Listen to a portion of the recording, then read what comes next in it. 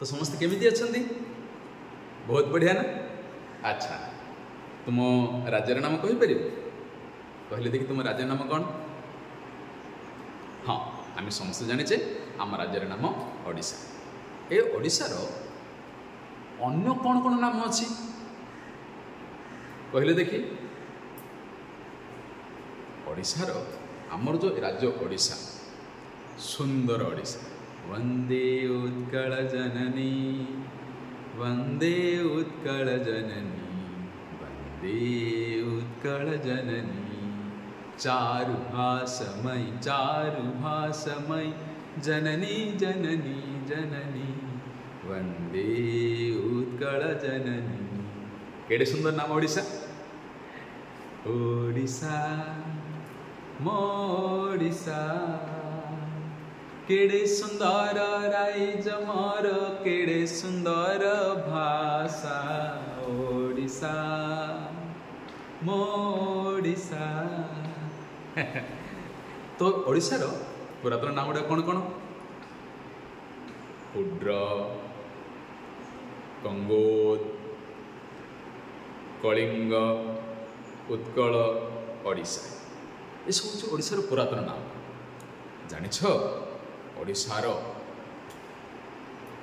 राजा महाराजा केड़े वीर थिले। ओडिशा को नजर पके का साहस नथिला। ओडिशार कला भास्कर्यर उत्कर्षता विश्वविदित। कोणार्क सूर्य मंदिर देखिछ केते सुंदर ना। प्रतिदिन हजार हजार संख्यार विदेशी पर्यटक मध्य आस। तो एभली देश आम जन्म होइछे। ओडिया भाषा आमर भारतर जो कतरी सांस्कृतिक भाषा अच्छी आम भारतर संविधान जो कतरी भाषा को स्वीकृति देछि से आम ओडिया भाषा अन्यतम। तेणु आम आमर जन्मस्थान ओडिशा आम ओडिया गर्व कहवा। से ओडिशार गाथा गौरव गाथा को कविता माध्यम नहीं आसती आमर नारी कवि कुंतल कुमारी सावंत। ठीक अच्छे से उत्कल भारती भाव परिचित सुपरिचित उत्कल भारती कुंतल कुमारी सावंत नारी कवि कह जाए। गत शताब्दीर आरंभ में नारी माने शिक्षा क्षेत्र में आगु आसी नथिले बेले से चिकित्सा क्षेत्र में शिक्षा सुनाम अर्जन करथिले। नारी कवि कुंतल कुमारी सावंत जो समय रेवती गल्प शुणिच लो रेबी लो निया लो चुली किए लिखिं फकीर मोहन सेनापति। जो समय झील मैंने पाठ पढ़ा को आग बढ़ाऊन पछौच थे से समय कुंतला कुमारी सावंत जन डाक्तर होते हेले से अनेक पुस्तक रचना कर अंजलि अर्चना स्फुलिंग यू कविता ग्रंथ नौतंडी कालीबहू परसमणि इत्यादि उपन्यास तांकर अमर कृति। ठीक अच्छे आम जो पढ़ा पाठनाटा कौन आवा कहबी कथाटी कुंतला कुमारी सावंत। कहबी कथाटी कविताटे माँ निज पुओ को ओडिया जातिर गौरव विशेष देते। आस आमे पढ़ा जानिबा। आज बाप तते कहबी कथाटी शुणिबु तु देई मन। काहाकु मरतु काहा कुलमणि जानिछु कि गंठी धन। निर्मल तुही सरग तराटी सरगर झरा फूल हस भास तर कौतुक बाबू कि मधुर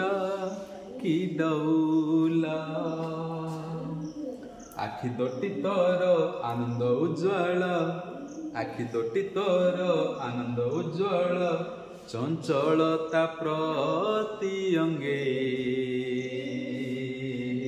लवणी पितुला स्नेह सुधा बोला खेलु खेल नाना रंगे। ମାଟି ଘେନି କି ସୁନ୍ଦର ତୁହି ଗଢ଼ି ବସୁ କେତେ ଜାତି ପଶୁ ପକ୍ଷୀ ଜୀବ ଦେବତା ଦେଉଳ ସଙ୍ଗୀ ସଙ୍ଗେ ହର ସେ ମାତି ସଙ୍ଗୀ ସଙ୍ଗେ ହର ସେ ମାତି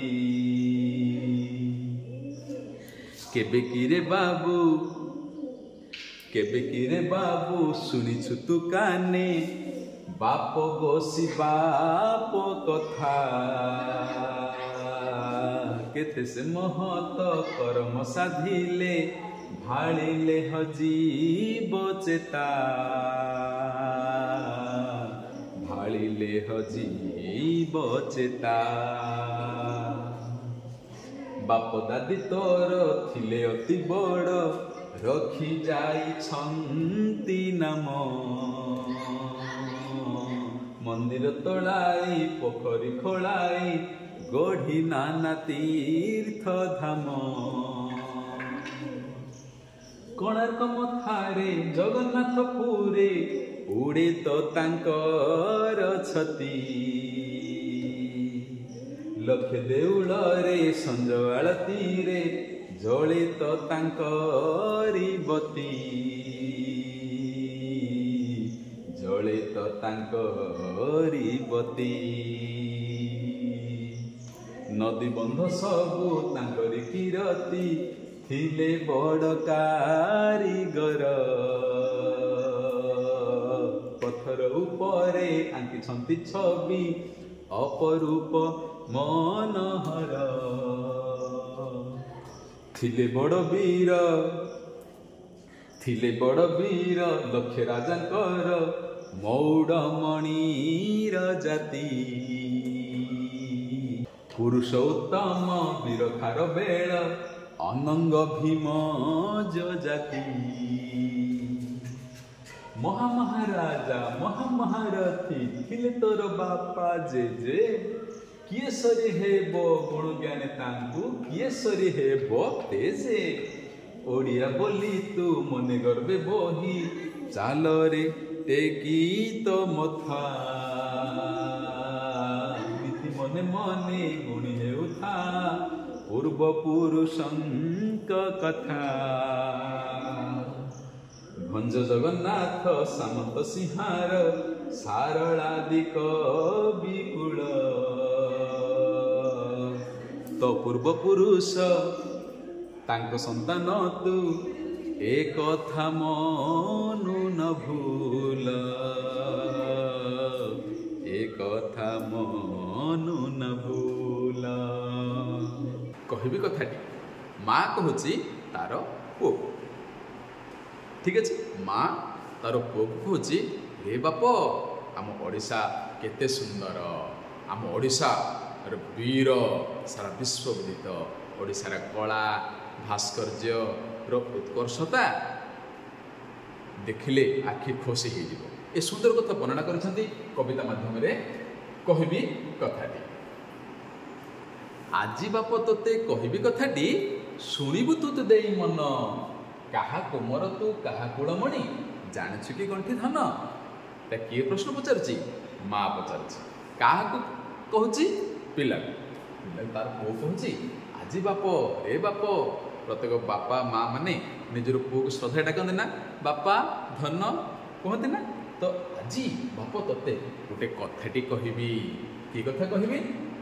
ଶୁଣିବୁ ତୁ ଦେଇ ମନ ଆଉ ମୁଁ ଯାହା କହିବି ତୁ ଧ୍ୟାନ ଦେଇ ଶୁଣିବୁ କାହା କୁମର ତୁ କାହା କୁଳମଣି କୁମର କୁମର ମାନେ କ'ଣ ବା ପୁଅ କୁମର କୁମାରୀ କୁଳମଣି ଆମର କୁଳ ଥାଏ ବଂଶ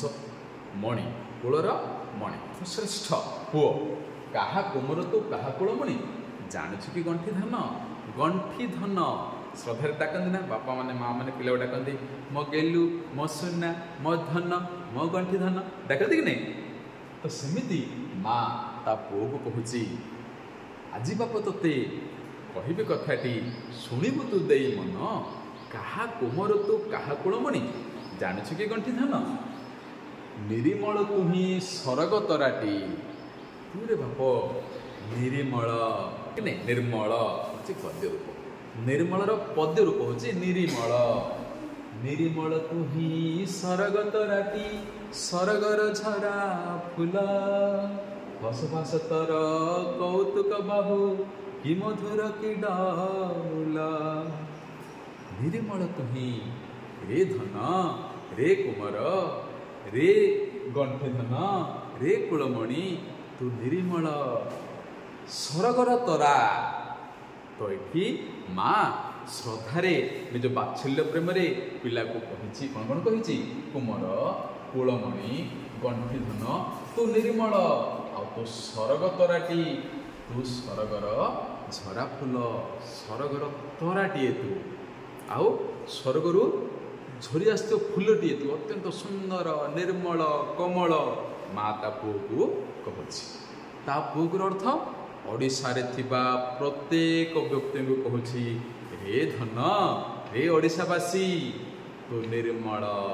तू गंठी धन तू सरगर तरा तू सरगर झरा फूल हस भास तर कौतुक बाबू तू हसी दे जिते तू हसी दे केते सुंदर दिशु तोर हस तोर भाष भाषार अर्थ हूँ कथा बा शब्द भाषा हस भाष तोर कौतुक अत्यंत मजालिया अत्यंत मनविमोहक कि मधुर कि डौल तोर हस अत्यंत मधुर किए कहूँ माँ कहूँ ओडिशार तार प्रत्येक संतान आखि दोटी तोर आनंद उज्ज्वल चंचलता प्रति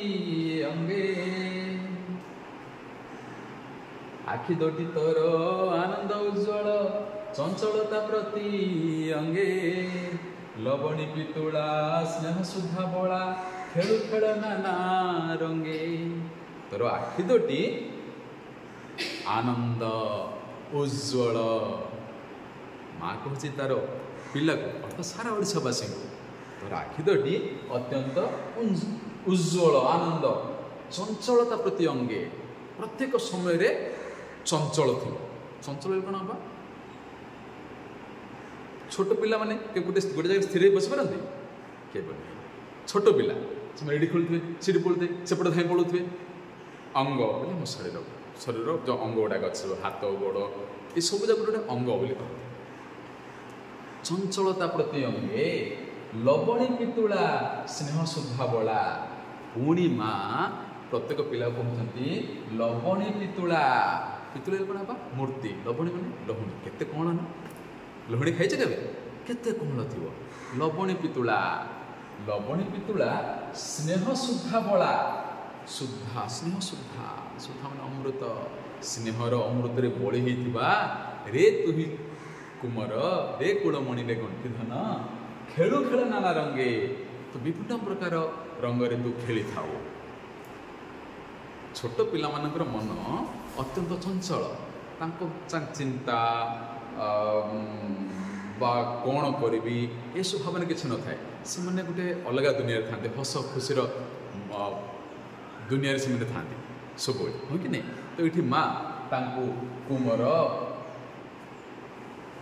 कुलमणि गंठी धन सरगर झरा फूल सरगर तारा निर्मल तुही हसभास कौतुक आखि उज्ज्वल लवणी पितुला केते सुंदर कहते पिला लवणी पितुला स्नेह सुधा बला एमती नाना प्रकार कथा कहते ठीक अच्छे।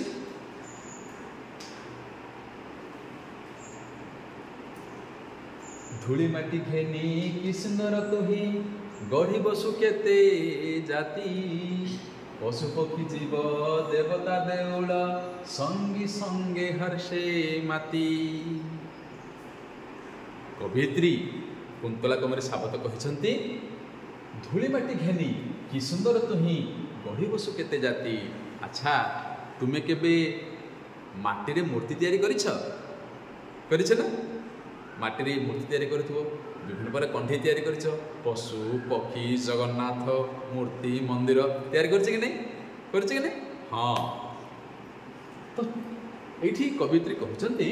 ଧୂଳିମାଟି ଘେନି କି ସୁନ୍ଦର ତହିଁ ଗଢ଼ି ବସୁ କେତେ ଜାତି ବିଭିନ୍ନ ପ୍ରକାର ପକ୍ଷୀ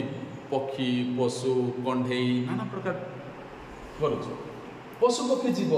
ଦେବତା ଦେଉଳ ସଙ୍ଗୀ ସଙ୍ଗେ ହର୍ଷେ ମାତି ସଙ୍ଗୀ ମାନେ ସାଙ୍ଗ ହର୍ଷେ ମାନେ ଖୁସିରେ ହର୍ଷେ ମାନେ ଖୁସିରେ ସଙ୍ଗୀ ତମ ସାଙ୍ଗ ସବୁ ମିଳିମିଶିକିରି କ'ଣ କରୁଛ ବିଭିନ୍ନ ପ୍ରକାର ମୂର୍ତ୍ତି ଜଗନ୍ନାଥ ଶିବ ଶିବଲିଙ୍ଗ କି ଚୁଲି ହାଣ୍ଡି କରୁଛ କି ନାହିଁ ଖୁସି ମନରେ ସମସ୍ତେ ମିଳିମିଶି ସବୁ କରୁଛୁ ଧୂଳିମାଟି ଘେନି କି ସୁନ୍ଦର ତହିଁ ଗଢ଼ି ବସୁ କେତେ ଜାତି ପଶୁ ପକ୍ଷୀ ଜୀବ ଦେବତା ଦୌଳ ସଙ୍ଗୀ ସଙ୍ଗ ହର୍ଷେ ମାତି ହର୍ଷ ମାନେ ଖୁସିରେ କେବେ କିରେ ବାପ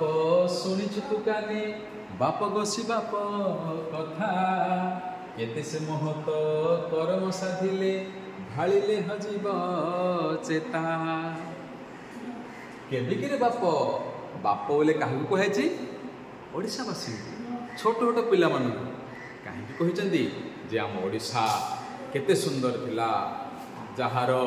ରଣହୁଙ୍କାରରେ ଶତ୍ରୁର ହୃଦୟ ଥରି ଉଠୁଥିଲା ଯାହାର କଳା ଉତ୍କର୍ଷତାରେ ସାରା ବିଶ୍ୱବାସୀ ଚକିତ ଥିଲା ସେ ଏଇଟା ବୁଝିବାକୁ ଯାଇ କବିୟତ୍ରୀ କହିଛନ୍ତି କେବେ କିରେ ବାପ ଶୁଣିଛୁ ତୁ କାନରେ ଶୁଣିଛୁ କି ବାପ ବସି ବାପ କଥା ଅର୍ଥାତ୍ ଆମର ପୂର୍ବପୁରୁଷଙ୍କ କଥା କେବେ ଶୁଣିଛୁ କି କାନରେ କେତେ ସେ ମହତ କରମ ସାଧିଲେ ଭାଳିଲେ ହଜିବ ଚେତା କେତେ ସେ ମହତ ଅର୍ଥ ଶ୍ରେଷ୍ଠ କର୍ମ ବା କାମ କେତେ ମହାନ କାମ ସେ ସାଧନ କରିଛନ୍ତି ଅର୍ଥାତ୍ କରିଛନ୍ତି ଭାଳିଲେ ହଜିବ ଚେତା ଆମେ ଯଦି ସେ କଥା ଭାଳିବା ବା ଭାବିବା ଆମର ଚେତା ହଜିଯିବ ସେଥିପାଇଁ କହୁଛନ୍ତି କେଦିକିରେ ବାପ ଶୁଣିଛୁ ତୁ କାନେ ବାପ ବସି ବାପ କଥା କେତେ ସେ ମହତ କରମ ସାଧିଲେ ଭାଳିଲେ ହଜିବ ଚେତା ବାପ ବସିବା ପରେ ଅର୍ଥ କାହାକୁ ହେଇଯାବା ଆମର ପୂର୍ବପୁରୁଷମାନଙ୍କୁ ବାପ ଯେଉଁ କୁହାଯାଇଛି ଆମମାନଙ୍କୁ ସାରା ଓଡ଼ିଶାବାସୀଙ୍କୁ ତୁମମାନଙ୍କୁ ଆମମାନଙ୍କୁ ସମସ୍ତଙ୍କୁ ଓକେ